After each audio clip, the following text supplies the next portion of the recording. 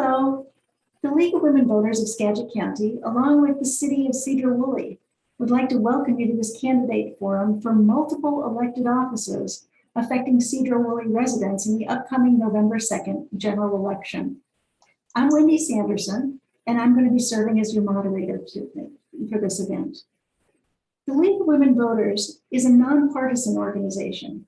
We don't support or oppose any candidates, and since our founding in 1920, a significant portion of our mission has always been to provide voter education. We encourage the informed and active participation of all citizens in our government. And we want to thank and acknowledge the candidates participating in this forum with us. And we appreciate those of you who are viewing this recording as well. We hope you'll learn more about the candidates that are hoping to represent us. During this forum, we'll hear from candidates running for the following positions: Sedro-Woolley School District 101, District 1 Director; Public Hospital District 304, Commissioner Position 1; City of Sedro-Woolley Council at Large position; and City of Sedro-Woolley Ward 6 Council position. To provide a little background on how we plan to proceed, we'll be dividing this forum into 3 segments. First, we'll focus on the candidates for the Sedro-Woolley School District 101. Next, we'll turn to the Public Hospital District 304 Position 1 candidates and concentrate on that race. And finally, we'll hear from the candidates for the City Council races, both Ward 6 and at large in that last grouping. For each of those race groupings, we're going to follow the same format. Beginning with the school district candidates, each candidate will have 2 minutes to make an opening statement. Then each candidate will have 1.5 minutes to respond to community submitted questions, which have been provided to the candidates in advance. Time may prevent asking all of the questions that have been provided to the candidates, but all candidates will be able to respond to any of the questions that are asked. And following the questions, each candidate will have 2 minutes for a closing statement. After we've completed our time with the school district candidates, then we're going to move to the hospital district candidates and ask for their opening statements and respond to the questions and do the closing statements. And then we'll end our time today hearing from the city council positions, both Ward 6 and at large, grouped into the same grouping and following the same format. For all of the candidates, our timer will be tracking the allotted time, which begins with blue, and it's going to count down to yellow when 15 seconds remain. When it turns red, the time is up, and we ask the candidates be respectful of the time allotted and conclude their comments. If you're not speaking as a candidate, we'd ask that you please keep your microphone muted. And if it's not your race that we're talking about, we're going to ask that you also turn off your video so that the viewers can focus on the people that are actually running for the race that we're talking about. So with that, I'd like to begin and welcome our candidates for the office of Sedro-Woolley School District 101, District 1 Director. And if the candidates for other positions would turn off your videos and your microphones, we would appreciate that. So the School District 101, District 1 Director, this position is elected for a 4-year term. Among the duties of the school board of the school district are these key functions: responsibility for governance, including the formulation of goals and setting the course for the school district, creating conditions for student and staff success, including employing a superintendent, developing and approving policies, and formulating the budget. To act as leaders of a shared vision of learning and high expectations for learning in the community. To assess progress and report to the public on achieving goals in student learning, and to serve as education's key advocate on behalf of the students in the schools. I'd like to introduce the candidates who are running for this position in alphabetical order as they'll be listed on your ballot. We have Enrique Lopez Cisneros. You want to say hello? Thank you. And Brent Schieffelbein. Thank you very much to our candidates. So what we'd like to do now is to begin with opening statements from our candidates. And we'll start with candidate Enrique Lopez. If you would provide your 2-minute opening statement, and our timer, you can watch on the screen, you'll see the timer counting down the time. You'll have 2 minutes. All right, thank you, Wendy. I appreciate the opportunity, and to the League of Women Voters, Skagit County, for all the outstanding work that you all do and contribute to our community. My name is Enrique Lopez. I've been on the school board for 4 years now. A lot of lessons learned. I'm just really excited to run again and get the support of the community.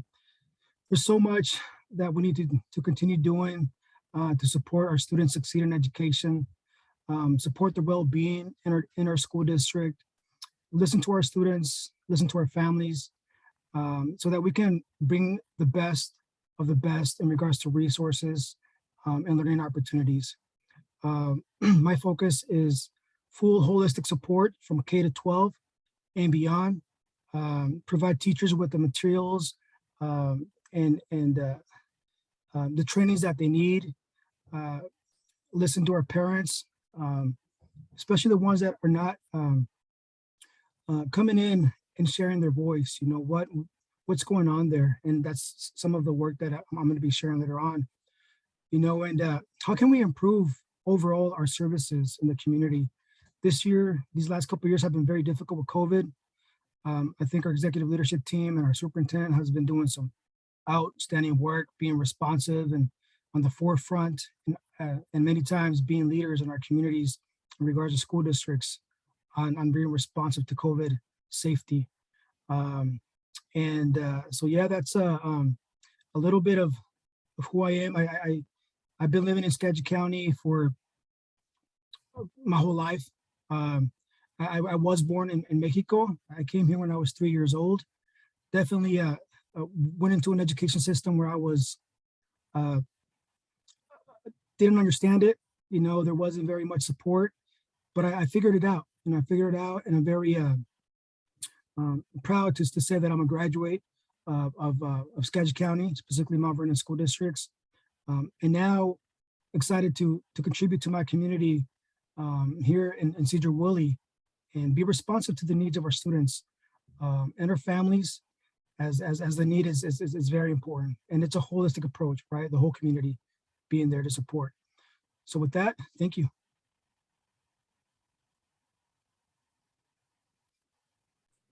Thank you, candidate Lopez. And now I'd like to turn to Sedro-Woolley School District Board Director, District 1 candidate, Brent Schieffelbein. Your opening statement. You have 2 minutes. Yeah, thanks, Wendy. Thanks for the opportunity to come and speak tonight. It's different from something I've ever done before, but it's awesome to be able to have the opportunity to get your voice heard and to get your thoughts out there. Like you said, my name is Brent Schieffelbein. I was born and raised in Sedro-Woolley. I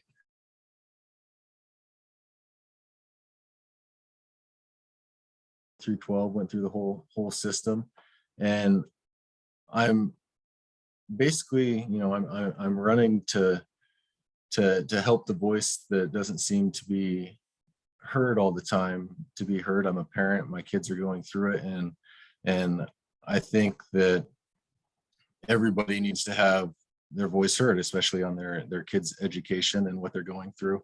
I would love to see continued support from our community members, but they're only going to show that support if they feel like their voice is being heard. So I'm running to have the voice heard that doesn't feel like it's being heard. I want to see the education of our students continue to rise. I don't want us to stagnate and stay in one place. I want to continue to push our students to do their best and to have them realize that they can do anything in this world that they put their mind to, that they want to, that they desire to do in life. So I think we need to give them as many programs as possible to allow that to happen.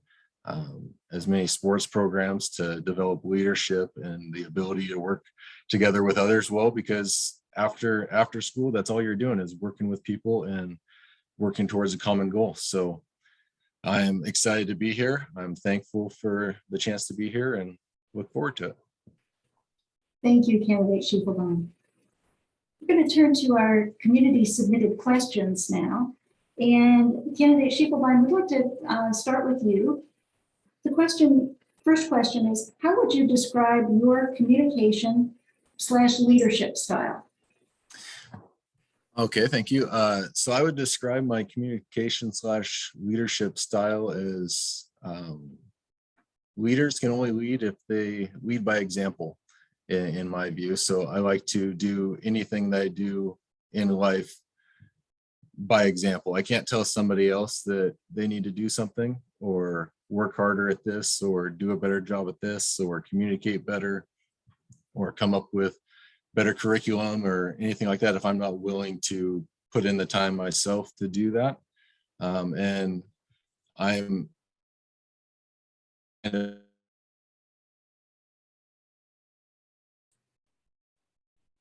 Schieffelbein, it looks like we're maybe having a little difficulty with your connection. And I wonder if sometimes turning off your video might help.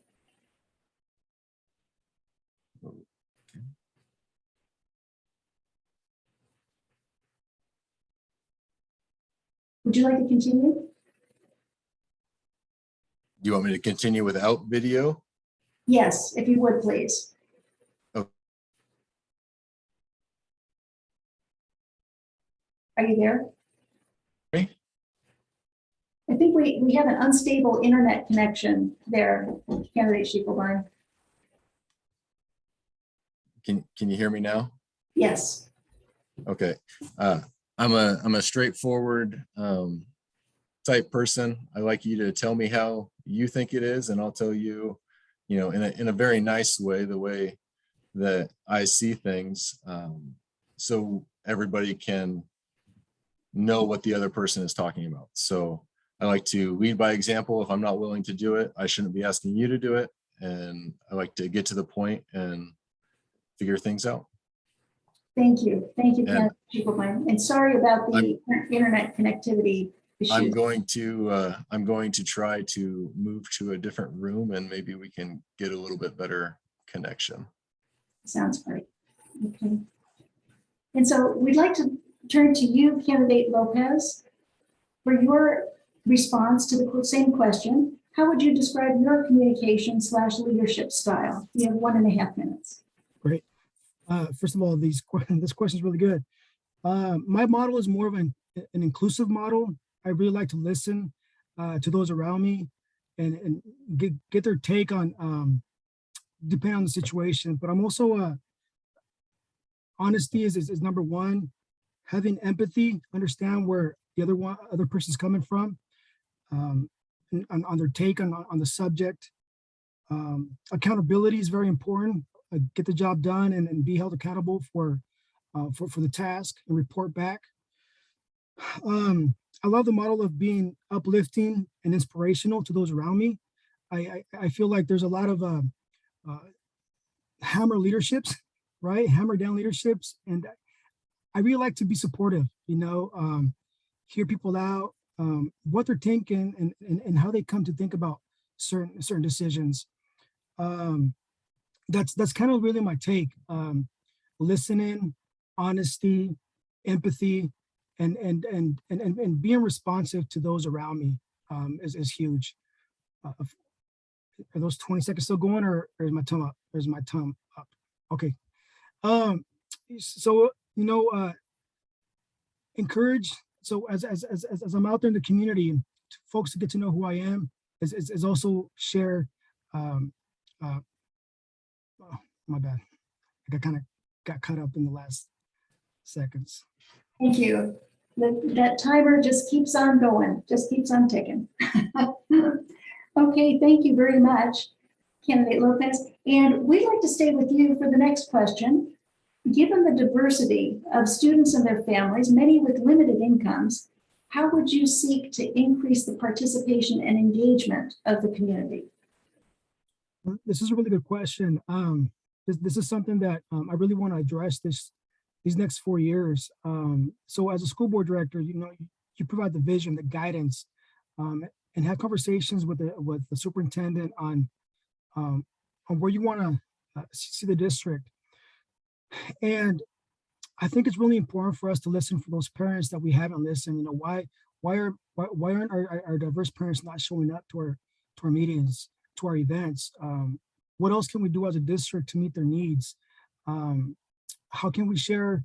How can we be how can I be a bridge between those communities, right? So it's not just sharing ideas, but also being part of the work.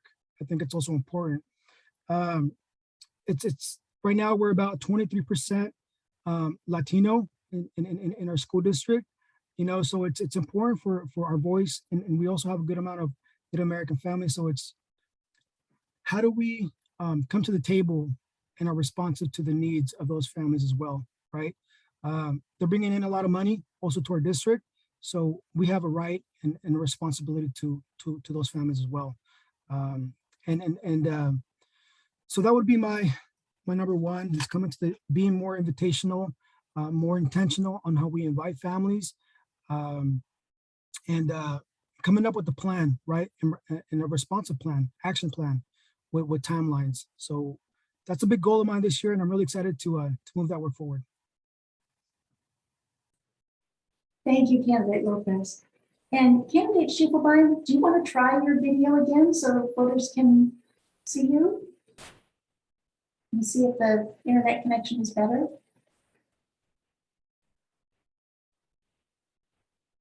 Candidate Schieffelbein?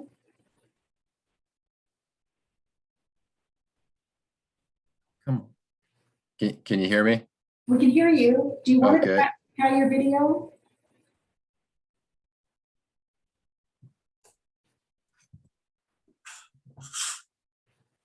I'll work on the lighting here in a second. Okay. I apologize for that. That's okay. In the age of COVID, we all have experienced these kinds of technology challenges for sure. So, candidate Schieffelbein, I want to ask you the same question that candidate Lopez just responded to. Given the diversity of students and their families, many with limited incomes, how would you seek to increase the participation and engagement of the community? Yeah, I guess I would start with communication and make sure that, especially in this time, like we just noticed here, that not everybody has great internet access to be able to have these Zoom calls or something like that. So I would like to see us go kind of back to a town forum style for at least the communication with the community, you know, where there can be a back and forth between, you know, the school board and the directors and the actual community members, because I've had countless stories of, you know, how grandparents or parents have reached out and either just got a canned response or no response at all. And as a school board member, I would really work on doing that for our children. I would just make sure that as many opportunities as we can give them to, you know, inspire them to thrive and learn. I think we should continue doing that. I haven't seen, you know, a spot where we've dropped that ball. You know, every kid has the opportunity. We just need to teach them that they don't have to be a victim of their own story. They can, in America, we can push forward and get anything done that we want. Thank you, candidate Schieffelbein. And I'm going to stick with you, candidate Schieffelbein. The next question. Okay. The Sedro-Woolley School District is one of the largest employers in the area. What is needed to support a healthy environment for both staff and students?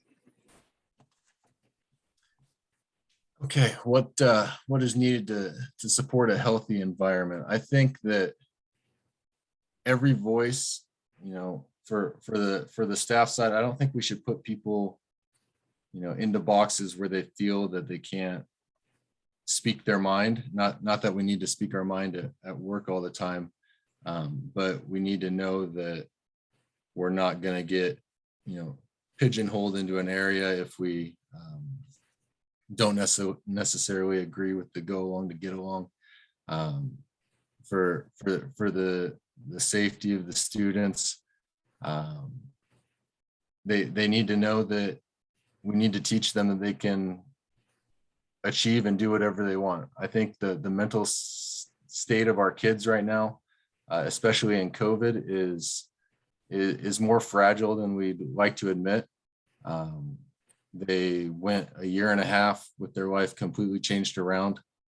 So I think we need to focus on their mental stability and just reassure them that they can do whatever they want to in life. Nobody can tell them that they can't accomplish something. So as a school, I think we really need to show them the opportunities are endless if they put in the work and work as hard as possible to do something. That nobody can tell them they can't accomplish something if they want to in life. Thank you, candidate Schieffelbein. And same question to candidate Lopez. The Sedro-Woolley School District is one of the largest employers in the area. What's needed to support a healthy environment for both staff and students? You have a minute and a half. Great. I really love this question. As you know, it takes a village to be responsive to the needs of everyone involved in the school district, right? From the bus driver, to the cook, to the counselor, to the paras, to the teachers, school psychologists, like it's executive leadership, the principals, it's all, and our students, right? It's all a responsive model that where we support each other on, Brent touched on an important topic, mental health. How do we support the mental health of our students and our teachers? Being responsive, listening to them, provide resources and tools so that they can better support their situations. The physical activity is also very important. Recently, I was at a conference where they talked about you can eat as much healthy food as you want, but if you're not taking care of your mental health, if you're not taking care of your physical health, you're slowly destroying your body. You're literally killing yourself. Because data shows that. So how do we support our students who are going through a hard time right now? And that's all of us working together and being responsive to their needs. Definitely providing, going away from any type of toxic environment. I so support. Those environments are very hurtful. And providing a healthy work environment, an inclusive one where we honor the skills and talents of our staff and our students. Thank you, candidate Lopez. Mhm. We're going to stay with you for the next question as well. Question number 4 is maintaining and upgrading school facilities is essential. What challenges do you see and how would you address them? Big question, and appreciate the question.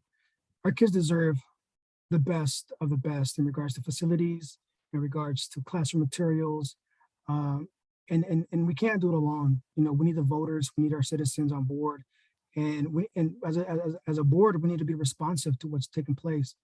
Recently, the high school boiler was replaced because the citizens were there and supportive. But we still have a lot of work to do. We have water pipes that are rusty, that are really bad, and it's getting to the health of our kids. And if their health is in jeopardized, then their learning is not going to be as effective. So we need the support of our citizens, and the district's got to be responsive and listening to the citizens' needs. Also, what's taking place, and us being there at the table, sharing all the work that we've been doing as a district. And I think Brent, our district employee, has been doing very well in sharing how responsive the way we've been with our funds.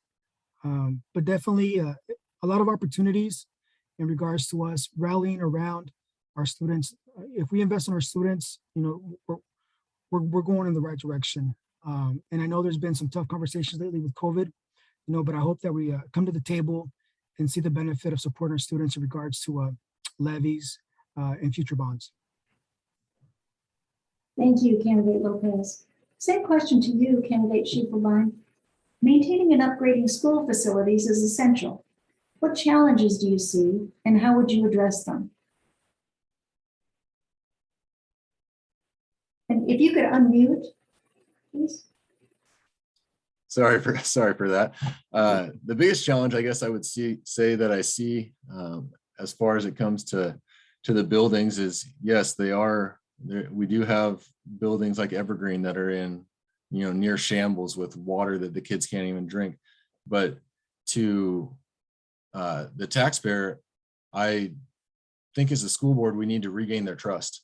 I don't think that, and a bunch of people that I've talked to, they don't trust that the school district necessarily budgets or manages their money well.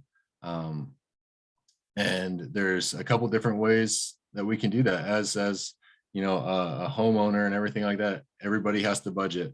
Sometimes we can't, we have to take money from one side in order to look towards the future and see that as we're getting more students, we're going to have to fix up our schools. So over the years, we need to start budgeting better for that. So it's not always a big ticket question to the taxpayer. Hey, we're behind the 8 ball again. I need another huge bond in order to pass, and get Evergreen fixed up. So I think one of the ways we could possibly think of doing that is to work with the city. And it's, from what I think or know, is that the school board can work on impact fees so that as the developers come in and build, more homes, bringing in more students, they help carry the burden, and it's not always just a burden on the taxpayer themselves. Thank you, candidate Schieffelbein. And we're going to move to our last question, community submitted question. And we'll stay with you, candidate Schieffelbein. Was there a person or event that inspired you to serve as a school board director, to seek to serve as a school board director? Yeah, I mean, the person right now is my youngest son, because he just, started, he's in kindergarten now. And anything I do in my life, I do to better their lives. And that, comes across for all the children, in our school district. They are very, very important. And so the person that got me to do it the most was looking at our school district and seeing if I'm not willing to step in and help be part of the solution, then that's going to be an issue that down the road I would have to explain to him, I didn't even give it a shot. I didn't try to do anything to help the situation for the schools that you're in, what you're being taught, or any of that. And then on the other side of it is the community members that I've spoke to that just feel like they're not being listened to. We have a whole side of the aisle that doesn't feel like necessarily they get any say in what we're doing in our public schools. It feels like it's more of a government mandated school coming down on them, that their voice isn't heard. So I'm running to be the voice of the people that feel like they're not heard in any of these situations. So I would say that for anybody that doesn't feel like they get any questions that they asked answered, or how we came to those decisions, the public needs to start knowing how we got to where we are. Thank you, candidate Schieffelbein. And same question for you, candidate Lopez. Was there a person or event that inspired you to seek to serve as a school board director? Good question. Yes, absolutely. Both. I remember going to Mount Vernon School District my senior year. The superintendent at the time said, "Hey, you know what? It sounds like you'd be a fine board member one day. You see the need, and you have a lot of great ideas. And at that time there was a lot of there was like 50% Latino dropout rate. And I wanted to do something about it. That definitely dropped the seed. But I also I'm settled now. I got my wife, Tanya Zaragoza, and my son, Emiliano Lopez. We see the need of being at the table, bringing the the concerns of our citizens to the table for action. It's not easy, but if we're all have a voice and work together, be a bridge and inclusive on making our schools better, providing opportunities for all of our students to succeed in life, to have a career, to take care of their mental health, their physical health, and us as a community, where we all have where it's the whole village contributing to the future leaders of Sedro-Woolley. I think we have a lot of potential, but just as easily as a lot of potential, we can easily let things slide and not really put our funding where it's needed. So it takes a village, and I'm really here to uplift the voices of my community and to be an asset and supportive to the needs of our youth families. Thank you, Candidate Lopez. Well, that concludes the questions portion of our forum for Sedro-Woolley School Board Director. And so we'd like to move to the closing statements. Each candidate will have 2 minutes for closing statements. And we'd like to begin with Sedro-Woolley School Board District 1 candidate, Brent Schieffelbein.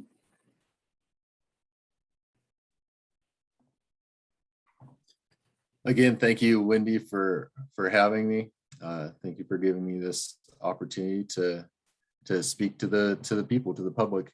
And I would just want to reiterate to people, I'm here to be the voice of the unheard. I'm here to give the conservative views a chance to be heard. We don't feel like necessarily they are. And then to respond, I don't like many people that have told me that I sent in a question on why we're doing this or why we're doing that, and I get no response or a canned response to them. I want our kids to be able to have the best environment that they can have growing up in school, where there's ample opportunity for learning, no bullying. Their thoughts aren't necessarily discouraged, that they can learn about the great country that we do live in, America, the chance to do anything that you want and not have people push down on them saying that they can't. I want to bring up kids that are comfortable in their own skin, but know that they can do whatever they put their mind to. I would love to bring fiscal responsibility back to the Sedro-Woolley School District, and to let all the employees know that they are very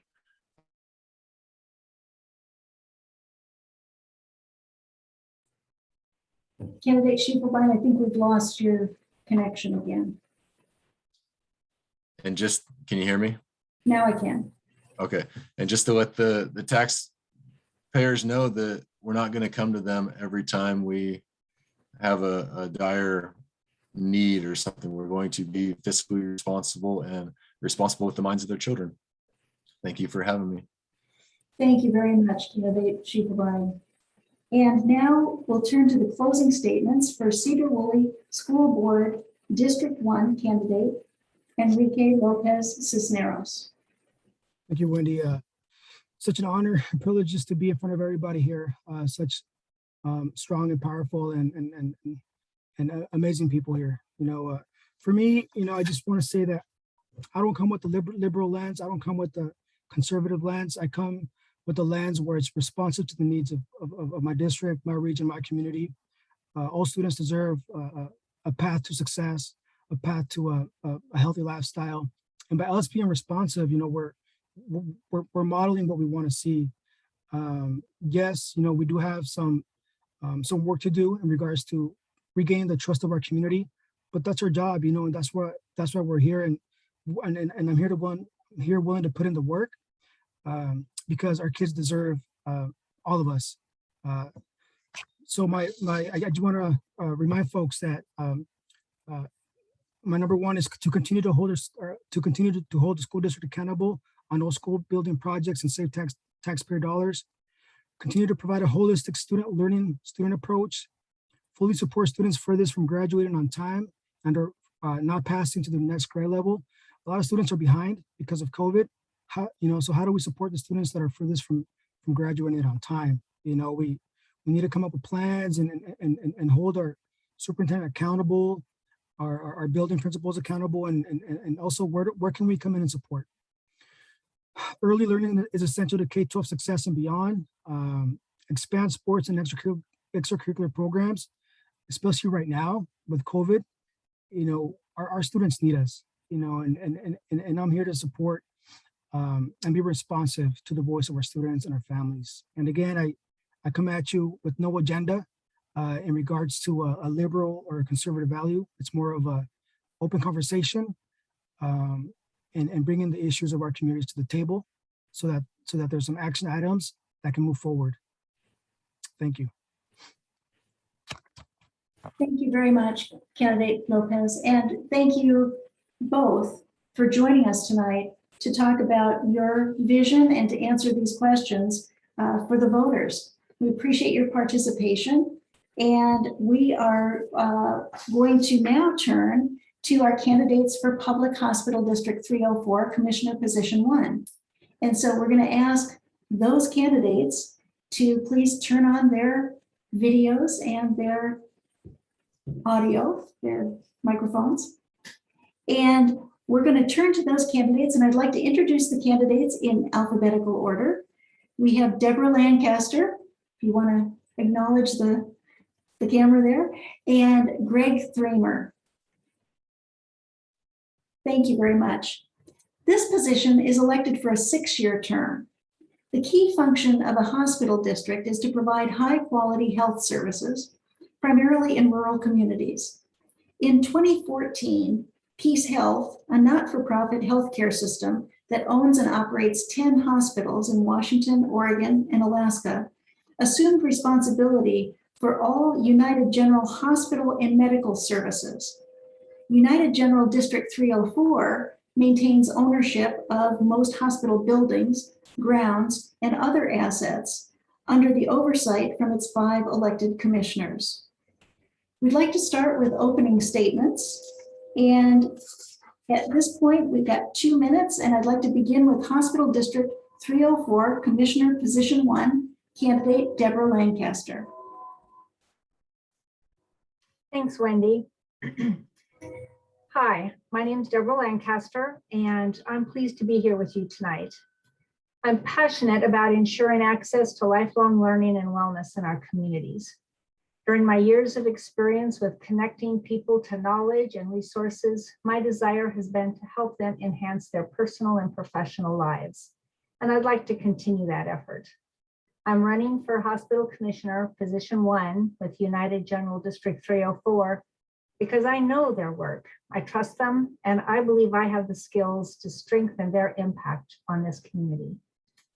I've had the pleasure of partnering with District 304 over the past 10 years on several programs, including their excellent efforts in early learning for young children, their varsity and volunteering program at Sedro-Woolley, Burlington, and Concrete high schools, and The Landing, a place for grieving children. Next, I have a strong network of relationships with our current district partners, such as Skagit Valley College, EDASC, Skagit County itself, the school districts, and many businesses. So I'm familiar with the people and programs important to this position. I understand the diverse nature of District 304 since my husband Doug and I live in Concrete for 9 years and the last 27 years here in Sedro-Woolley. I have extensive experience with budgeting for governments and nonprofits, not just how to manage money, but how to be a good steward of the money and invest those dollars to their highest use in our community. I'm glad to be here. Thank you. Thank you, candidate Lancaster. And so now we'd like to turn to Hospital District 304, Commissioner Position 1, candidate Greg Threemer, for his 2-minute opening comments. Thank you, Wendy. It's a pleasure to be here. Thanks to the League of Women Voters. My name is Greg Threemer. I'm running for Hospital District Position 1. And I was born here, I was raised here, and I've lived here most of my life. I want to shout out to my dad and mom, Joe and Darlene Threemer. They've been married for 67 years. They've been here too. I've been married for 37 years. And that's my wife, Robin. And we have 2 daughters, Sarah and Jessica. Sarah just got married recently, about 2 weeks ago. I have a degree in accounting from Western Washington University, go Vikings. I'm a licensed certified public accountant. I have worked as a finance director for local governments for 30+ years, including the Port of Skagit, the Burlington Edison School District, and the City of Burlington and other local governments. I've had a successful career, and now I want to give back to the community.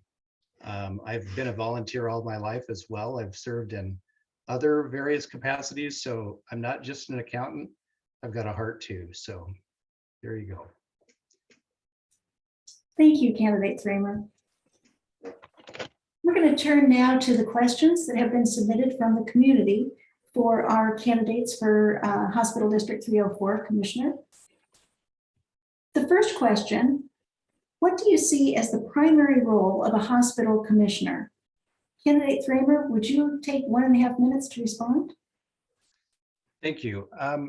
So the primary role of a hospital commissioner is to ensure that the hospital continues to provide quality care to all the people in our community, and continue all the great programs that United General 304 offers. You can view these programs at unitedgeneral.org to view all of the 6 pillars and the probably 24 programs. My favorite is the Trek for Treasure. I've been involved in Trek for Treasure for years. That's kind of how I got hooked into this. It's beautiful. It's a great way to commune with nature. But also I've been to that fitness center for the senior fitness with my mother, and it's just fantastic. A shout out to Mark and Kyle for doing such a wonderful job with those programs. And so I'm just really excited about what's going on at United General. Another role is to continue to attract and retain quality healthcare professionals, and probably most importantly, to make sure that the hospital is fiscally sound so that everyone can have access to the quality care and healthy activities that they deserve. And I believe my background in government and finance, I've done financial statements, I've done budgeting, I know how to do it. It's interesting, listening to the school district, I do school districts, I do cities. Anyway, I'm just excited, and I think I can contribute to this position. Thank you, candidate Threemer. And we'd like to have the same question to you, candidate Lancaster. What do you see as the primary role of a hospital commissioner?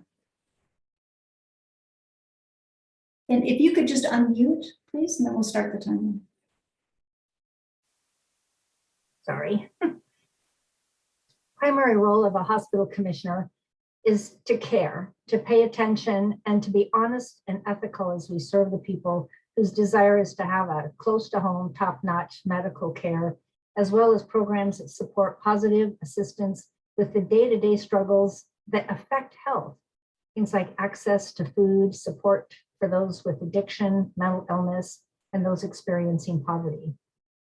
Legally, the board and the individual commissioners are responsible for overseeing the hospital district's policies and the operation of the district, and most certainly to support the work of the staff in every way that they can, not in an adversarial way, but working as a team to promote health and wellness. So as I see it, there's really 3 components. First, the hiring and the support of a quality district administrator. Ted Brockman has been with United General for almost 30 years in various roles. And I personally am grateful for his insight and careful management of the organization. To be able to offer ideas, ask good questions, penetrating questions that might prompt he and the other staff and the other commissioners to think about things is my plan. Second, the commissioners are responsible to ensure the taxpayers' money is carefully monitored and invested in programs that positively impact the health and the wellness of the community. And third, I believe the commissioners are responsible to listen to the needs and desires of the community and make sure that they're included in our mission, values, and operations. It's an important position, and I'm prepared for that. Thank you, candidate Lancaster. We're going to stay with you, candidate Lancaster, for the next question, which is District 304 is one of the largest employers in the area.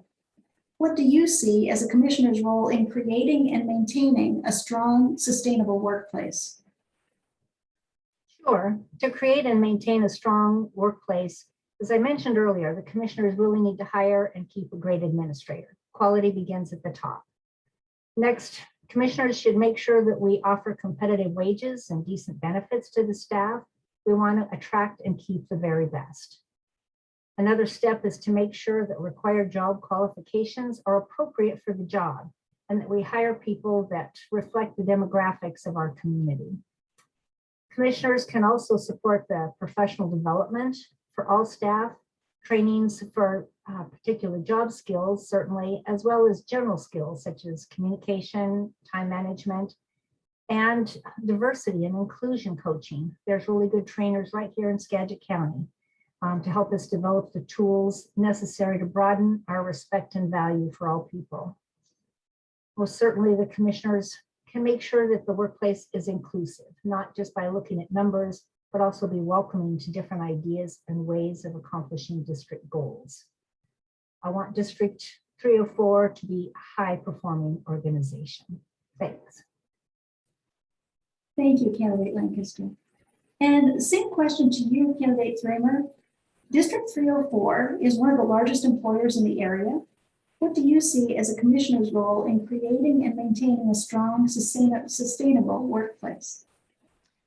Yes, I would like to maintain strong relationships with the educational institutions that train the students who will eventually come to work for us.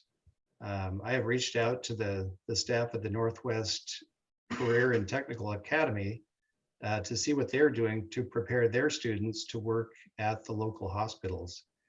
I've been making these kind of connections my whole career in my various roles as father, finance director, leader of various service clubs. And that's what I would continue to do, is to reach out to others and make those connections in my role as commissioner. Thank you, candidate Threemer. We're going to continue on with the next question, and we'll stay with you, candidate Threemer. As our community grows in diversity, what strategies do you support to foster inclusion and respect for all people?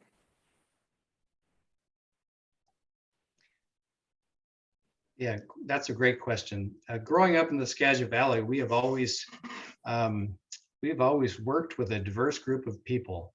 It is part of the fabric of who we are as Skagitonians. And diversity, I believe, is our strength. At Burlington Edison School District, I manage finances for programs that help the underserved, including English as a second language, migrant, bilingual, and homeless programs. At the port, we are expanding broadband and internet. I was interested to see all the internet problems that we experienced tonight. The port is actually reaching out and we are expanding our broadband capacity in underserved areas to help get families connected, especially in Eastern County. I believe I have the experience and the contacts to be able to do these kind of things. Thank you, candidate Threemer. And the same question to you, candidate Lancaster. As our community grows in diversity, what strategies do you support to foster inclusion and respect for all people? Well, I think it starts with the individual, to look at our thoughts, our words and deeds to see how we, sometimes unintentionally, can dismiss or diminish others. Why do we do this? Usually it's because it's learned behavior. Often it's embedded in our social fabric. So the next step then is to intentionally create ways to change this behavior. In the workplace, it means changing hiring methods to recognize the value of differences.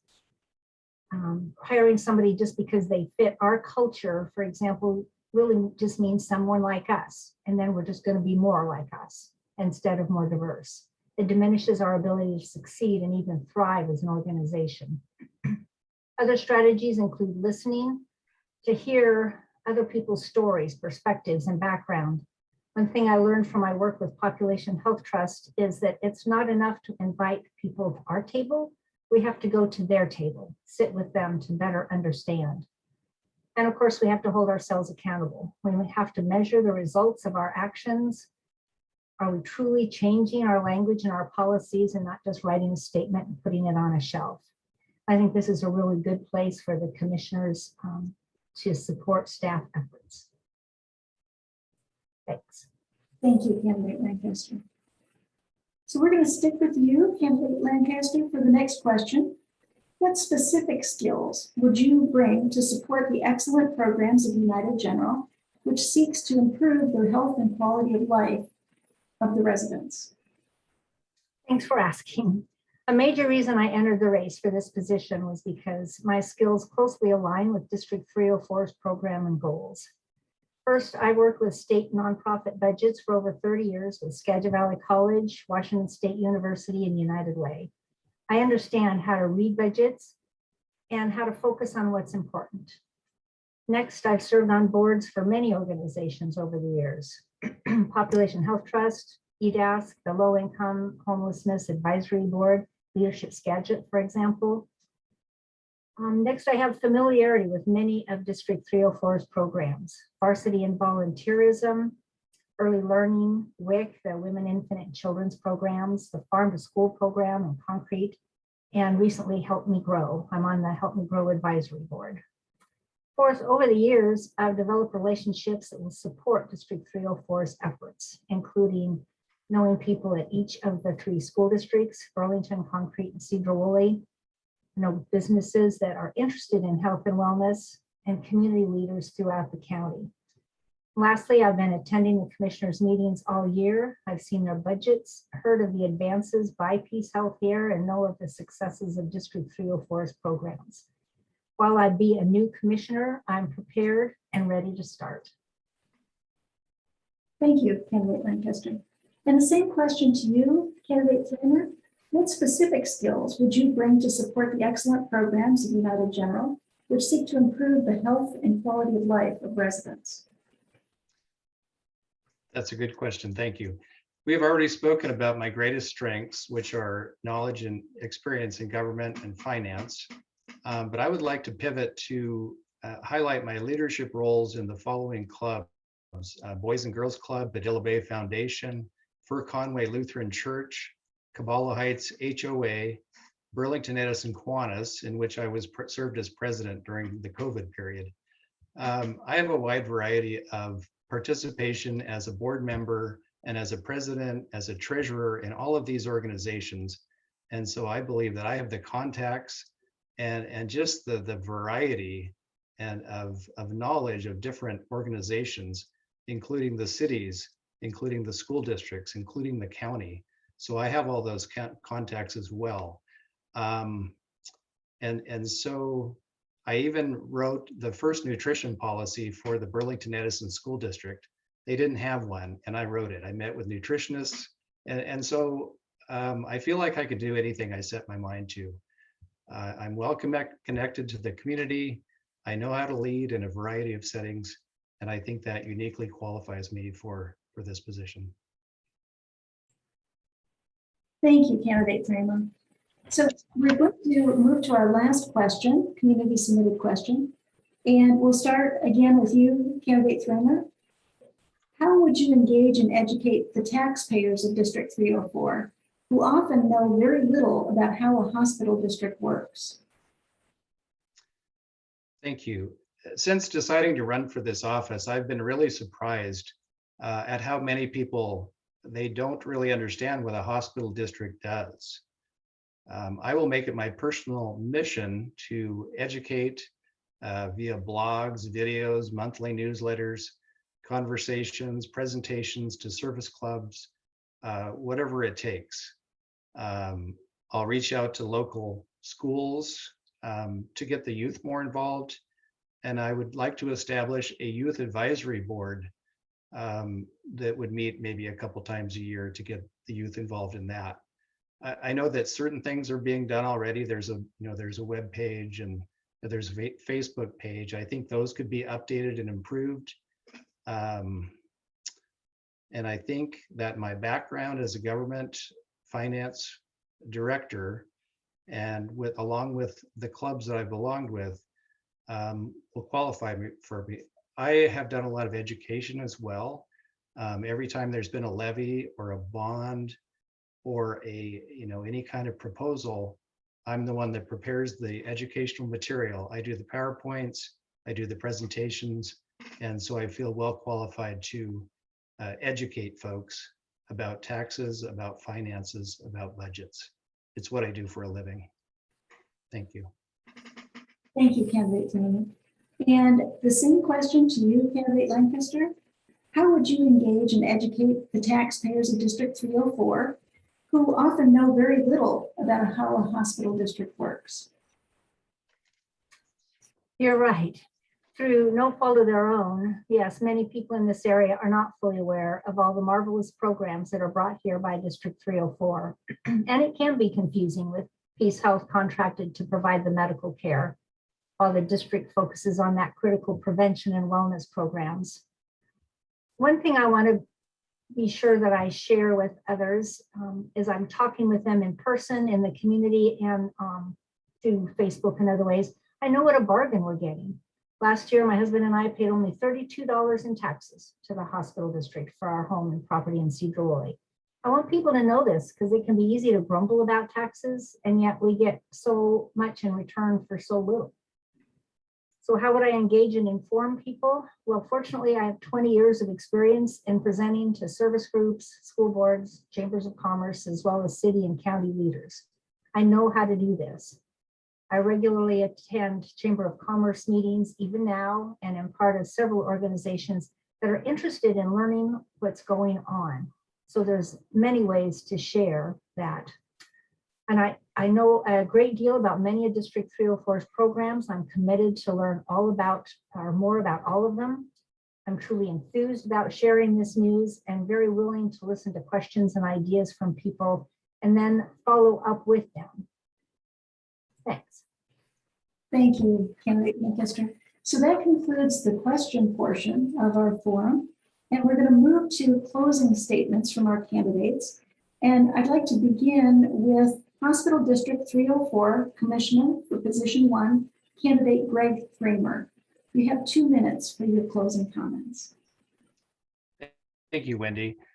Thanks to the League of Women Voters for providing this opportunity to speak. I think it's really a valuable opportunity to learn about all of the governments and all of the candidates, and a special thanks to all the candidates who are here today. You put yourself out there, and we appreciate it. We need more people like you to step up and run for office, because I think it's a great thing. I'm just so grateful to live in an area that provides access to great hospitals, great programs, such as United General 304, and that's why I ran for this position. If given the opportunity, I will work hard. I will work hard for you, even harder than I did in putting up my 115 campaign signs, even harder than it will be to take them all back down again. I'm just really excited to join the club, join the team of the board, and to learn all I can. And I will work night and day and do everything I can to make United General 304 a success. The hospital, its programs, everything. And I just thank you for the opportunity.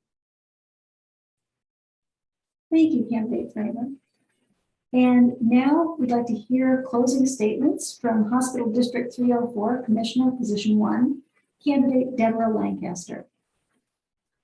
Thank you, Wendy. I'd also like to thank the League of Women Voters for putting on this forum. I really appreciate the opportunity to share my thoughts and experiences with you all. Keeping our community healthy, mentally, emotionally, and physically is really important to me. And I know it's important to the people in this district to have excellent medical care. I promise to maintain that solid connection with Peace Health if I'm elected. They're a trusted healthcare provider, and they're investing deeply into this hospital to bring the most up-to-date equipment and techniques to us right here. And while sick care is important, I think that the last few years have shown us how critical it is to be proactive with our own individual health. I really think that wellness and prevention are the keys to our future. And I'm proud that District 304 is committed to ensuring that children, families, seniors, and all people have access to programs that expand their activity levels, that they bring CPR and babysitting classes to our area. It's important to me, and I promise to maintain and grow the programs that encourage kids to volunteer and share childcare tips with parents, support mental health promotion, as well as fighting drug addiction. I pledge to support and expand these programs and make sure the people in our community know about them. I'd like to emphasize that I do have years of experience with boards and with public organization budgeting. So not just how to manage the money, but how to be a good steward of the money and invest those dollars to their highest use in our community. Because I've attended every District 304 commissioners meeting this year, I'm aware of what's going on with them and what they're planning for the future. If elected, I'm prepared to hit the ground running. Thanks. Thanks so much for your time. Thank you, candidate Lancaster. And thank you both of our candidates for Public Hospital District 304, Commissioner Position 1 candidates, for joining us today and for participating in this forum. We appreciate it. And now we'd like to turn to the candidates for Sedro-Woolley City Council. And so if those candidates would please turn on their video and microphones, we appreciate it. Returning to the candidates for Sedro-Woolley City Council, I'd like to introduce the candidates in alphabetical order by the position that they are seeking. For Sedro-Woolley City Council at large, we have David J. Baer, and we have Nicholas Lavaca. Hello. And running for Sedro-Woolley City Council Ward 6 are Joe Burns. Hello. And we also have Carl DeYoung, who was unable to join us, but he has submitted a statement which Kathy Ream is going to read for us at the time of opening statements. These city council positions are elected for 4-year terms. The city council has the power to make laws and policy and serves as the legislative body of the city. The council also makes rules that govern its procedures, including public meetings and hearings. For example, the council will vote to enact the city budget, define the powers, function, and duty of the city officers and employees, set employee wages and salaries, and enter into contracts. So we'd like to now hear from our candidates for Sedro-Woolley City Council. We'll start with the statements from the candidates for the at-large position. And if we could begin with Sedro-Woolley City Council at-large candidate, Nicholas Lavaca. You have 2 minutes for your opening statement. Well, thank you very much, Wendy. I really appreciate the opportunity to be here as well. This is quite the learning experience. I've enjoyed listening to all the candidates. Well, it's been really nice. Again, my name is Nick Lavaca. As you guys know, I go by Nick. I have been engaged into this for about 4 months seriously. Before that, I just really enjoyed being here. I enjoyed being part of Sedro-Woolley. I enjoyed doing the things that we do here, playing in the parks, going to the restaurants, and working in the businesses we work in. I value the community greatly, and it's something that I have wanted to step out and do more as be a part of, rather than just benefiting from all the benefits. I actually appreciate our city council very much and what they've been doing. Our local city council here in Ward 2 has done a wonderful job. All of our neighbors seem to enjoy where we're at. We have a clean neighborhood. I would love to keep it safe. I'd love to see our businesses grow. I would love to see our traffic get refined so that we can deal with some of these situations that are going to arise in time as we get more congestion, we get more properties built up. I would also like to see us balance that property to multi-unit housing and try and get something where we have that middle. I recently heard Sarah Bucko give an opportunity that she had in a rezoning for an R15 so that she can go ahead and have these middle house town units, more of those. I think that's a good idea. I think we want to be able to transition people from multi-unit houses into houses, or have the opportunity. As we know, new build right now is about $515,000 to get one of those. So I would like to be able to have more opportunity for people to live that dream, to open up a business, to own a house, to raise a family in a safe and quality community, because I feel that's what we are. That's what it's been for me since I've moved here. I came here under a little bit of distress. I came here under some hard times, debt, and worked my way up from temporary work all the way up to management. And I've had just a tremendous blessed time in being here. And I appreciate you guys giving me the opportunity to even have this forum. Thank you. Thank you, Ken Rebecca. Now turning to Sedro-Woolley City Council at-large candidate David J. Baer. Would you provide your 2-minute opening statement, please? Hello, good evening, and I want to thank everyone who has joined us tonight for taking time out of their schedule to involve themselves similar to the way I have. And I want to thank our moderator for helping us through this evening, as well as the League of Women Voters for their time donated in this service. Often, so many of us would like to involve ourselves more in local government, and it is quite the hill to climb without support. So organizations such as the League are greatly appreciated in the efforts they are making to give a way for candidates to get the word out about their desires. So as far as introductions, my name is David Baer. I have lived in Sedro-Woolley now for just around 5 years, but I am a lifelong resident of Washington State. I grew up in Enumclaw, Washington, which I can't stress being any more similar to this town, a former logging town, around 10,000 individuals. And so an immediate draw for coming here and starting a life. So at this point, my wife and I have purchased a home and are looking forward to continuing to lay down roots in the area and getting to know all of the people who also call this area home, because thus far, people have been nothing more than inviting and welcoming, and a large push to include us in their lives and their efforts to make this little part of Washington State a better place. My hope is that going forward, I can repay those efforts and do my part to be more than just an informed voter, but a involved citizen of this town, with the hope that as this town takes on new increasing issues, that we can work together to come to agreements that benefit everyone here.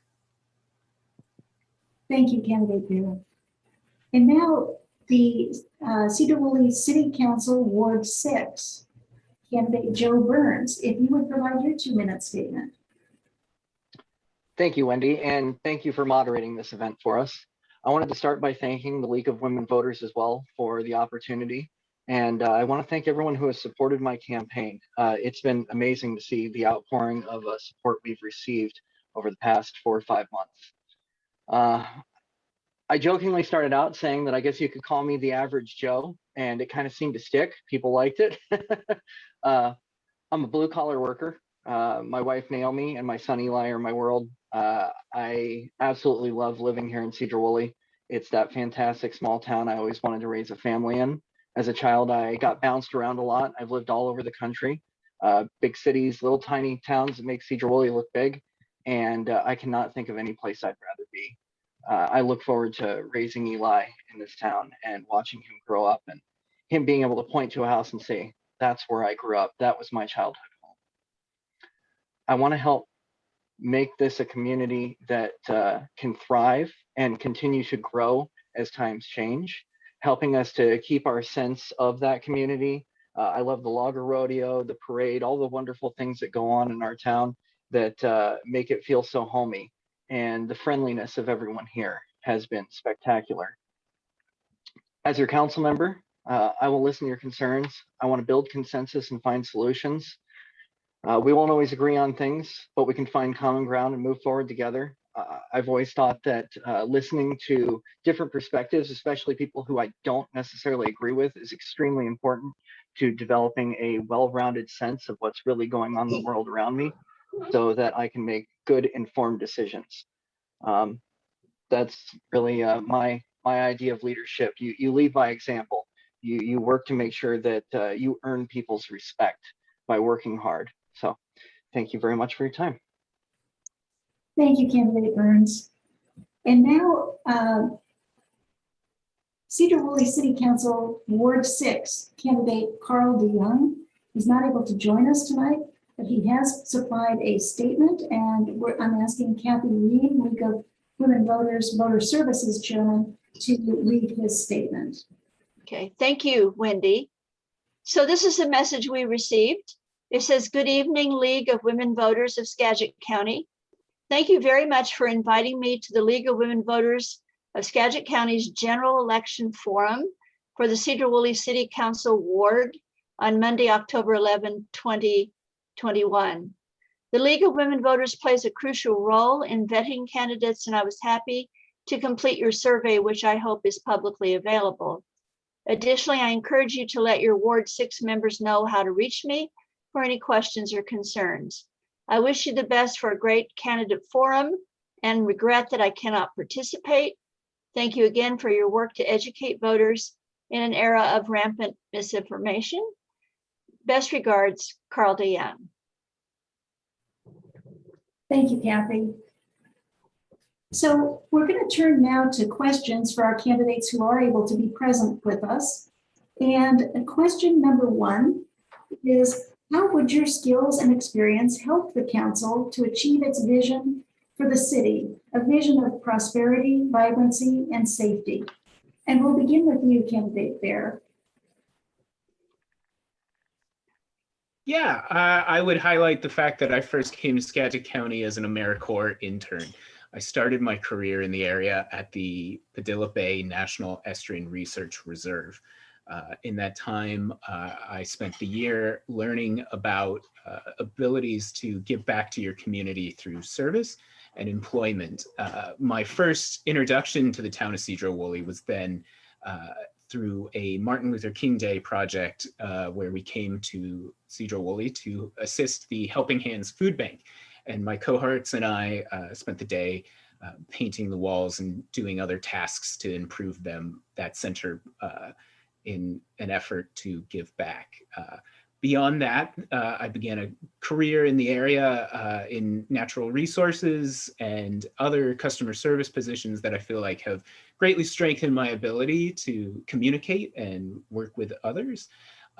And so at this time, I feel like in addition to that, my long history of volunteerism with local nonprofits such as the Skagit Land Trust have really improved my ability to approach all as equals, and an effort to try and provide a source of communication as a conduit for people's opinions who may or may not be feeling represented in their town. Thank you, candidate Bear. Same question for candidate Lavaca. How would your skills and experience help the council to achieve its vision for the city, a vision of prosperity, vibrancy, and safety? Well, I believe it would be communication and willingness to work hard. I'm applying for a job with the city, so I have been out door knocking, getting to know a lot of people. I've had events. I've gotten out there to talk to different people who would have me speak to them, to ask them what do they think and let them know where I'm coming from too. I think that is a skill. I have a lot of talent and ability in training with OSHA and maintenance reliability, operation support, manufacturing. And I think that all very much so helps to relate with the huge diverse crowd we have here in Sedro-Woolley and the surrounding areas. I think that's something that really benefits the council. I think the council is made up of a group of people that come from different backgrounds and they have different views and different ideas, and they get out and they talk to their constituents and the people who they represent, and they bring that back to the council, and together we deliberate. I'm going to look forward to learning a lot on the council and being part of the council. If it's Sedro-Woolley's wish that they would hire me to do that, and then be able to take those skills that I've learned throughout the time of working with people and in businesses and being around here in the churches and the volunteer groups. I had a long time on the farm that I worked at all the way up to my buddy's passing, but we were able to get it into the land trust, which was his last wish, which was very awesome over in Chimicum. And that was the largest farm put in the land trust over there. And I really enjoyed doing that. I enjoyed working with the farms here and all the forestry agencies. And I think I can bring those skills to the council. Thanks. Thank you, Candidate Wagner. And Candidate Burns, same question. How would your skills and experience help the council to achieve its vision for the city, a vision of prosperity, vibrancy, and safety? Well, in the simplest sense, I solve problems for a living. As an auto mechanic, it's my job to not just see and fix a problem, but find the root cause and resolve it so the issue does not persist. Because of this, I'm constantly figuring out dynamic issues, facing problems I've never before seen sometimes, and always learning new things. It's very important to me to always learn something new every day. To increase the prosperity and vibrancy of Sedro-Woolley, we need to find creative and at times out of the box solutions. Always being willing to take the advice of others and creating the best plan possible, making sure we move forward together as a community. I would have to say safety is a constant concern for someone who stands under cars half the day. This has taught me to be vigilant for possible problems before they occur, always watching out for something that might go wrong, finding sometimes unique and interesting ways to stay safe while getting things done. In my life, I've been fortunate to travel all over the United States. It's given me a broad perspective of what's important for a community, seeing what works, and more importantly, seeing what doesn't work, affording me the ability to provide the City Council with a fresh perspective that can help me help our community. Thank you, Candidate Burns. Our second question is going to start with Candidate Lavaca. What does the word vibrancy mean to you when applied to our city? And whom do you see as partners in this effort? I see vibrancy as a joy. I see it as people working together and having a good time doing it, being able to go out and enjoy time shopping downtown or go to the parks and enjoy some fishing at the river, whatever they choose to do. Having a vibrant community pretty much encapsulates the people. How do they feel? Are they happy? So when we're a successful community and we're working well with others, that's going to create that kind of synergy that's going to build that vibrancy. I think our closest partners are, of course, each other. We've got to get involved. We've got to be there for the city council to weigh in on certain decisions and help them, guide them, and be with them in order to do that. And we do that as a community. A community hires representatives like myself. So I'm hoping that in that, partnering with the community, partnering with the businesses, partnering with the local government, and seeing us have a more vibrant city is one of those key issues that we have facing us right now. We're growing so fast. We've got such big issues that you can be successful in your job and stuck in traffic for 10 minutes, 20 minutes, 30 minutes on the way home on SR20 or Cook Road, or take the risk of having semis constantly going down 9 right next to a school, or you have unsafe neighborhoods where crime is at rampant. I got to say that crime has dropped tremendously here since I first moved here in 2011. And we have a wonderful police force and a wonderful council and governing body that's taking care of that. But the community also does that as well. Thank you. Candidate Burns, same question. What does the word vibrancy mean to you when applied to our city? And whom do you see as partners in this effort? To me, every person who lives here is a partner in the city. We all have the opportunity to make a positive difference for the other people who live in Sedro-Woolley. Whether you're helping a neighbor or working with Habitat for Humanity to build a house for a stranger, serving meals on Thanksgiving to people who need your, people who need your help, you're a pivotal partner in our community. People taking pride in the community, working to make things better, and in helping one another is the vibrancy of Sedro-Woolley to me. It makes this a beautiful place for all of us to live. It's what makes a sense of community like ours special. And that's why I want my son Eli to grow up right here.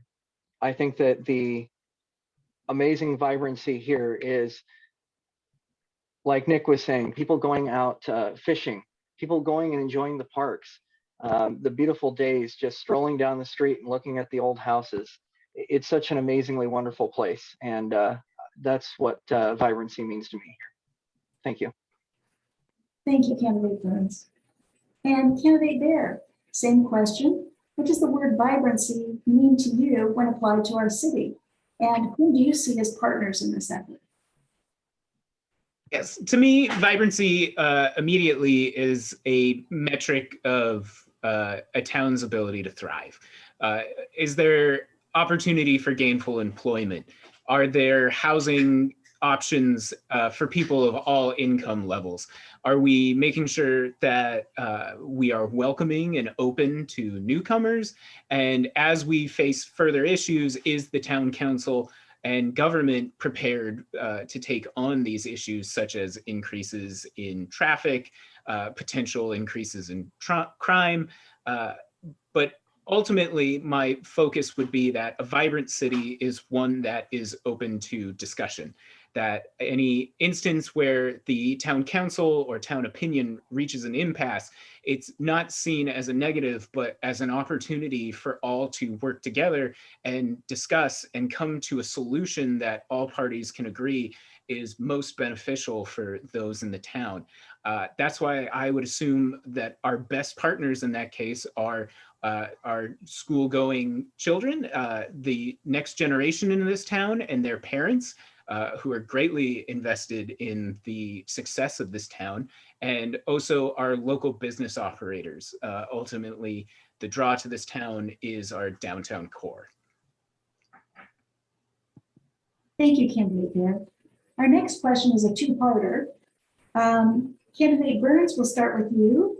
And the question is, what skills do you bring to the role as council member? And how would you work with the council in creating opportunities for the city and its citizens? Well, I'm reminded of a story. I remember my mother-in-law paying me a compliment. She called me a peacemaker. She watched me step into and diffuse a tense situation, leaving the once angry people laughing and smiling when I walked away.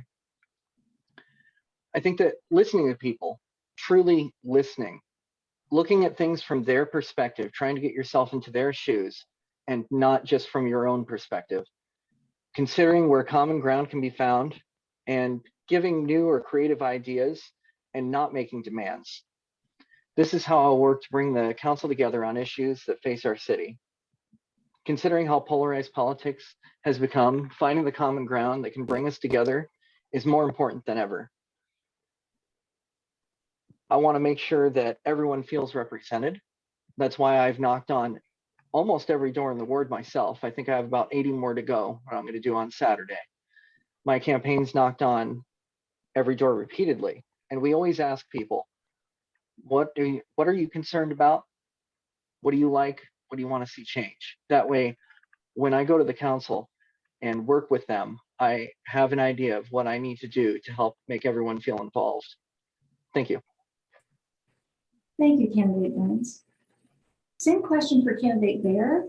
What skills do you bring to the role as a council member? And how would you work with the council in creating opportunities for the city and its citizens? I think ultimately I would describe myself as a listener, a communicator, and somebody willing to meet all in the middle to give them their opportunity to be heard. I want to be a conduit for voices in our town that feel unheard, who are historically unrepresented. I want ultimately to be a voice for anyone who feels like they may be an informed voter, but even though they have done their part to take a role in our democracy, that ultimately their vote is not being represented. So being able to be present and available to the council as a resource seems like the best way to improve the ability for people in this town to have their voice heard. Ultimately, I would rely increasingly on the expertise of council people who were already on the council to begin with, admitting that I am a novice when it comes to politics and city council events, but we need more individuals in our town to take a role and learn and pass that information on to others so that we can all feel represented in the future. Thank you, Candidate Bear. And Candidate Lavaca, same question. What skills do you bring to the role as a council member? And how would you work with the council in creating opportunities for the city and its citizens? Well, I think skills are going to be definitely with the council in a way of being able to work with them on planning, on the long-term goal, seeing the comprehensive plan for what we aim to do, and helping us achieve that, working past the obstacles that we currently have or that we will currently face without losing sight of those goals. You know, I got experience right now in our EHS department, which has been wonderful. Helps me understand our MPDSs, stormwater, work with Northwest Clean Air, work with the EPA, work with the DOE, Department of Ecology, Department of Transportation, a lot of what we do. You know, the environmental health and safety division is basically a very important division that weighs heavily with any city, as well as maintenance and reliability, the ability to weigh out the fact that equipment needs to be serviced, and that takes funding. And we've got to look at that funding and say, is it being allocated in a timely manner? And where is our budgeting for that? Do we have enough fire trucks? Are they getting repaired, or do they need to be replaced? What is the best avenue forward? That, along with operation support and just being the type of person I've always been with project management or building teams or aiming towards goals, has helped me be able to work with a city council in order to pull it together and go out and meet the people at their doors or at their businesses and bring that back to the council. And at the same time, encourage them to come to the meetings, enjoy the meetings, see what's going on, and be a part of the community, not apart from the community. Thanks. Thank you, Candidate Lavaca. And we're going to move to the next question here, and we'll start with Candidate Bear. Sedro-Woolley voters passed a 0.1% sales tax to aid people struggling with homelessness. How do you see these funds being used? I personally want to see homes built. I want to see housing available to those in need. More and more studies are showing there's a greater body of evidence that getting people off the streets and into a stable housing environment is the greatest and most efficient way to keep them from re-entering the homeless community. I think we have seen in neighboring counties as well as neighboring municipalities efforts and small housing developments that have shown some success in the immediate and hopefully greater success in the future as to getting people off the streets and into a cycle of success and hopefully a future where they will no longer rely on such services. And going forward, I would like to see that program expanded and partnering with other local housing groups, such as some of the housing trusts or some of the greater national groups such as Habitat for Humanity. Further from that, any mental health services that could be serviced with that money, I could see greatly benefiting our community as well. Thank you, Candidate Bear. Candidate Lavaca, same question. Sedro-Woolley voters passed a 0.1% sales tax to aid people struggling with homelessness. How do you see these funds being used? Well, there's basically $279,000 per year that we're going to get on that 0.1% because the city council voted in that our city would retain those funds. We have the ability to allocate that where we kind of see, but it's not quite enough to build a bunch of housing units, even on a 10-year projection. But do we want to go into debt on 10-year projections, assuming what we might not have? I want to help people learn how to fish. I don't want our government going down there, our city going down in the river, fishing for people all the time to bring back fish. I want to see training programs. I want to see incentives to do financial planning programs and get vocational programs to go into better jobs and be built up if that's what they want to do. But I want to see vetting to make sure we're not helping people that don't want the help. I recently got a text from a person that I love dearly, and this is exactly what he said. He said, for the 1,000th time, I can't work a regular job because I will lose my SSS he's applied for 6 times. He still hasn't gotten it, and he's 42 years old. He says, plus I'll lose my healthcare, free healthcare. I lose my food stamps, free food, and I'll lose my housing. So he can't get a job because he'll lose all this stuff. He just hasn't worked in about 8 to 10 years, and yet he's 42. So I want to see people willing to get up and get out and get in. And that's where I think that money can go to helping encouraging people to grow and build a stronger community and allow people to move forward. I want to help people that want to help themselves. Thank you, candidate Ibaka. And candidate Burns, same question. Sedro-Woolley voters passed a 1/10 of 1% sales tax to aid people struggling with homelessness. How do you see these funds being used? Well, my first priority would be temporary housing. Get people off the streets and give them a chance to get on their feet. It's really hard to get on your feet when you're doing it from an alleyway or sleeping in the park. You need to have a shower and a clean place to stay. We couple those efforts with local nonprofits, things like rehab programs, employment opportunities, social workers. Make sure we give them all the tools they need to be able to pick themselves back up and get out on their own so that they can put a roof over their own heads in the future. My second priority would be creating long-term, low-income housing to help the people, keep people from ending up homeless in the first place. This is not my second priority because I find it less important, only because temporary housing will help a larger number of people faster. And as Nick said, we have a very limited amount of funds to start with. I believe very strongly if you put the tools of success at someone's disposal, a vast majority of people will succeed at creating better lives for themselves. Thank you. Thank you, candidate Burns. And we're now down to the last question for our candidates for city council positions. Candidate Ibaka, would you please describe what has inspired you to seek this leadership position in our community? Well, I think it's our Constitution. I think our federal Constitution says that the government basically exists at the premise of the governing body, at the will of the people. The governance exists at the will of the people. So we have to understand where the parameters are. Any engineer, any builder, any mechanic's going to say, I've got a build plan and here's what I work to. And if I go outside that build plan, it's not going to come together right. So I value our federal constitution, I value our state constitution, and I want to make sure our city ordinances are based upon those because that's what we have been building to for a long time. And I think that works.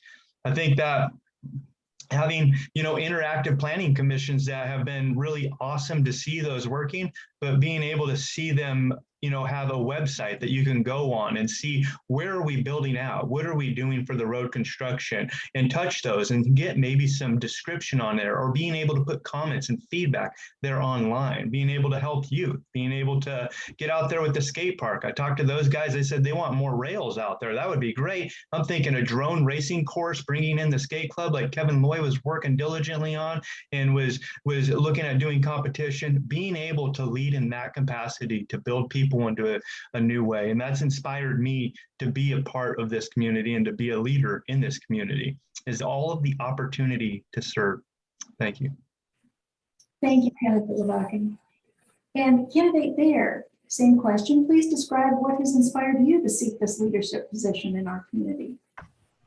I grew up with a father who was the director of the local public library. He provided excellent service for almost 30 years. A lot of his position interacted directly with the city council of my hometown.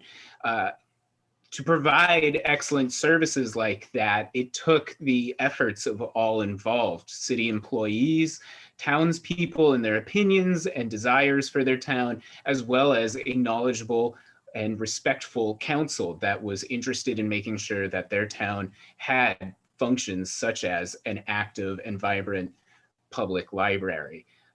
Seeing examples such as that at a young age and understanding that a idle voting base is only so useful and that at some point for all of us to maximize our ability to improve our effects on the town we call home, we're going to have to step up at some point and take an active role. And my hope is that going forward, if I don't succeed in this bid for a council position, I've at least learned a little more as to how this town runs and the opinion and desires of the people I share a community with. Thank you, candidate Bear. And candidate Burns, would you please describe what has inspired you to seek this leadership role in our community? Living in Sedro-Woolley has been the happiest I've ever been in my life. For the first time in my life, I feel like I'm home. I'm right where God wants me to be, and it feels wonderful. As a kid, we moved around a lot. I believe I said that earlier. I never grew up with a sense of community. There's no house for me to point to and say, that's where I grew up. But that's not how I want my son to grow up. And I want to ensure that Eli has a friendly city to grow up in, a place he will always call home, no matter where life takes him, that he can always go back and say, this is the home.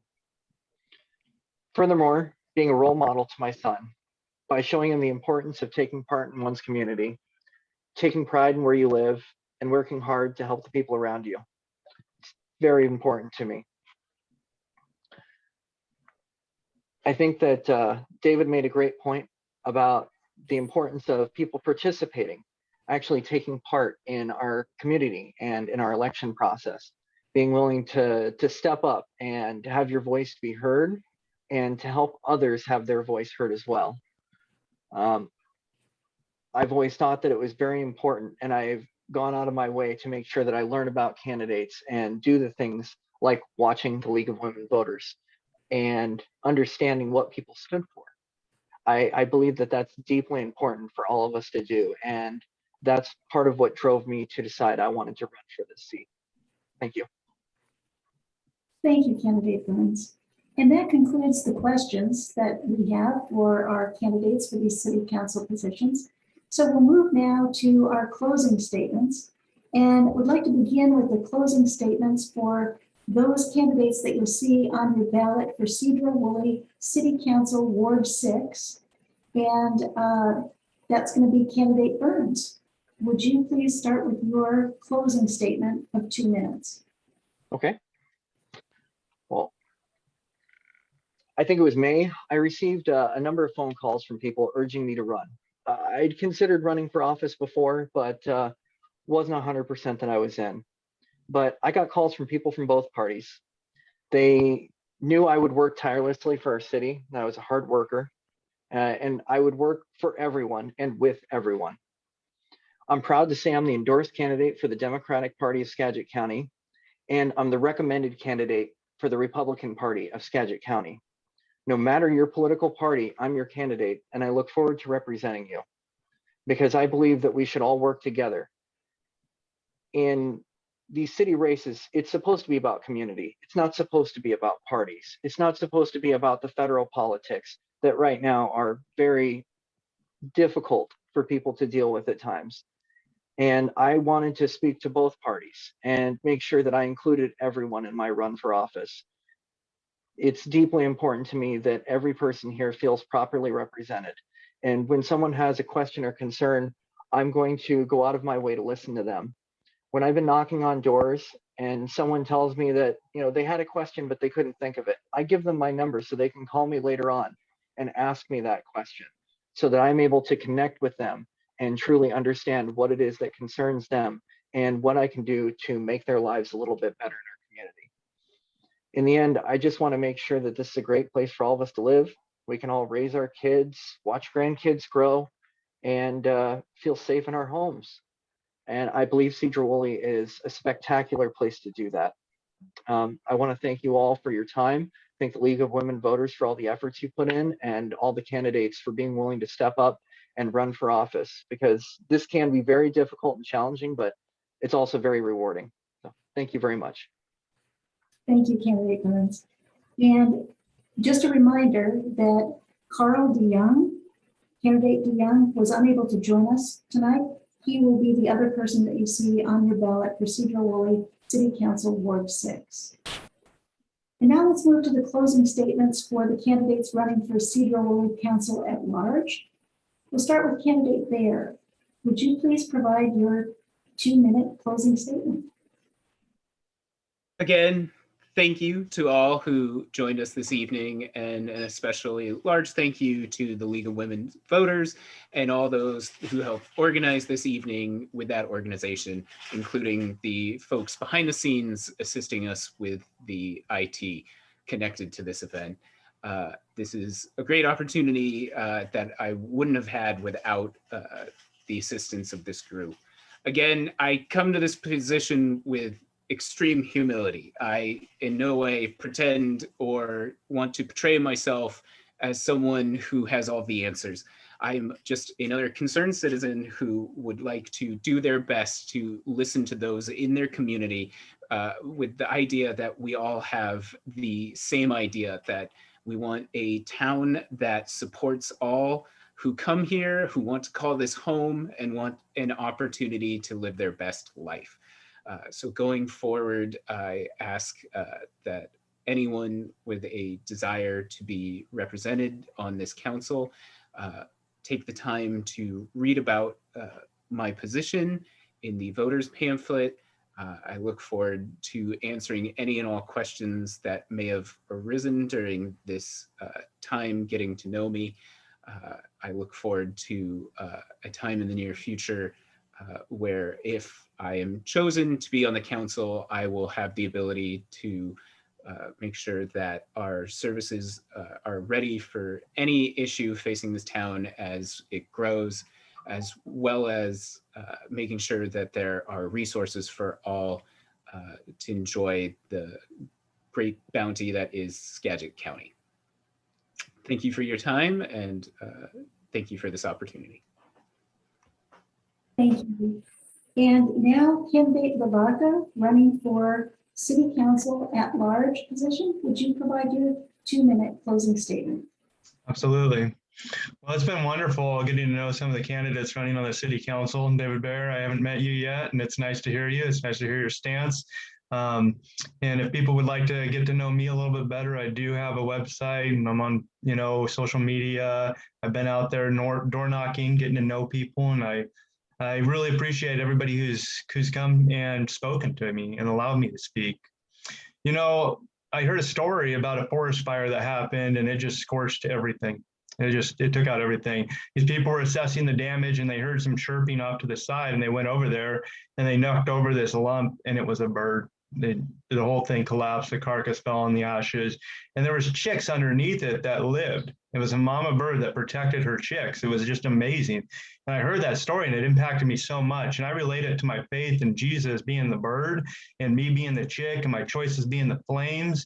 But I also see that as so many other metaphors, the Constitution being the bird, and or the city council being the bird, or the citizens of Sedro-Woolley willing to step in and be that bird and take action, and especially when we need people to step up and step in and participate and join in with positiveness when they go to the city council, when they email, when they discuss, when they have open dialogue, being able to come from a perspective of just a concerned citizen, a person who cares, a person who wants to know more or speak out on things that are maybe frustrating or maybe exciting. And I want to be able to see a lot more of that in this community. I hope that we have a lot more people in this community step out to be birds. From what I've seen, there are a lot. When I talk to people at the doors, they want to bring me in. They want to show me things they've done. They want to talk to me about things that they feel passionate about, and I want to hear it. And I think that right now we have the opportunity to join with the city council, the mayor, the leaders, the commissioners, and do something great and build continually as we've been building in this community. And I thank you all so much for coming to this and having us, Wendy. Such an awesome time for the League of Women Voters. Thank you, candidate Lavaca, and thank you to all of our candidates who are running to represent you on Sedro-Woolley City Council. And so this is going to conclude our event, our forum, for all of these important races in Sedro-Woolley elected offices. We'd like to thank Mayor Julia Johnson, who has joined us tonight, and acknowledge the city of Sedro-Woolley for their partnership with the League of Women Voters, and especially a special thanks to Bill Chambers for the technical assistance that he has provided and his recording assistance. Many thanks to League of Women Voters members Kathy Reen and her Voter Services Committee, who have organized and provided all of the questions for this event. And also a special shout out to our timer, League of Women Voters member Eric Hall. Appreciate your participation. We invite you to learn more about these candidates, and there are several ways to do that. One, as the candidates have said, visit their individual websites and social media pages. In addition, the League of Women Voters has an online voter pamphlet. It's called Vote 411, and the website is here, vote411.org. It's a place where participating candidates have placed more information, answers to questions, more local questions that you can go and visit at your convenience. You can also find information at our website, the League of Women Voters, SkagitLWV.org, or find us on Facebook at League of Women Voters of Skagit County. As far as ballots are concerned, it's really important to sign your ballot.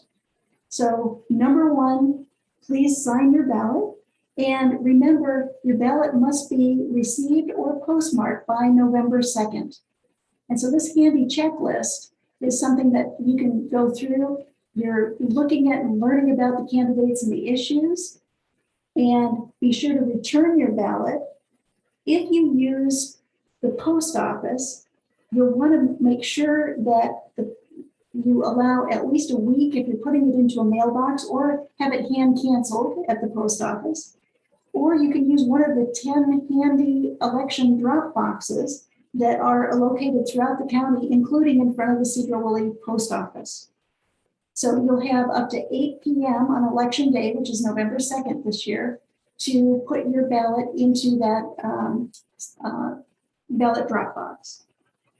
We want to thank you for participating tonight. We want to sincerely thank the city of Sedro-Woolley and Mayor Julia Johnson for her leadership in partnering with us. And thank you for participating and watching this broadcast. We encourage you to be a voter and encourage other people to do so as well. Thank you to all the candidates for your generosity and your spirit and your commitment to our community. We'd like to thank you and good night. Thank you so much, Wendy. You have a great night too. Thank you. Have a good evening.